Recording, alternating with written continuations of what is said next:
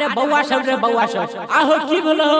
अरे सुनलिया है टीका पट्टी दोकली पंचायत से अपन नीलम देवी खार भेले हन आहो के है नीलम देवी अरे नहीं चिन्ह छ रणधीर यादव के पत्नी खार भेले हन अथा एबे ओकरे दियल जते वोट अरे सुनलिया हन की रमन जी आले वो गाना गा देल के हन पर कनी बजा रे बुआ बजा त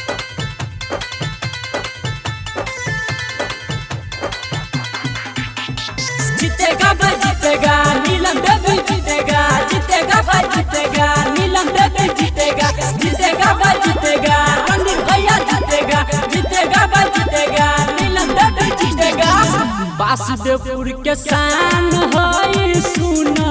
नीलम देवी हो सुना नीलम देवी हो तू मुखिया बनाई हो ना ए भैया हो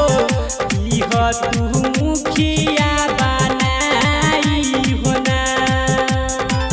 घर घर खुशिया मिलता सुना हमारा भैया हो सुना हमारा भैया हो तू इना के जीताई हो ना ए भैया हो तू मुखिया बनाई हो ना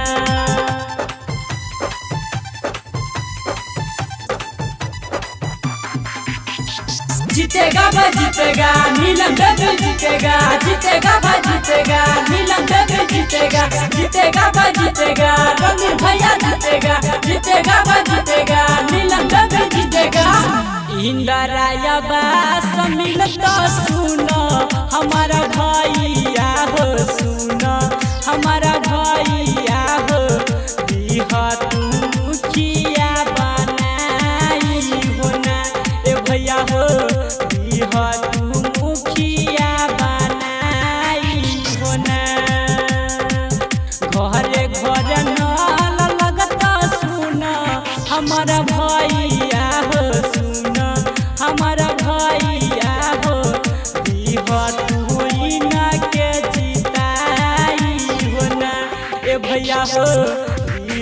तू मुखिया बनाई हो ना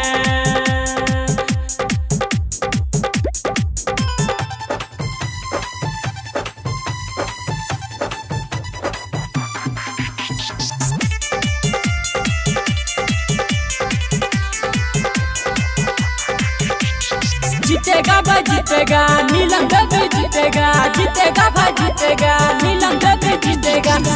रमन जी यादव रहता करे सुनो सपोर्ट रहो सुनो भैया वोट रहो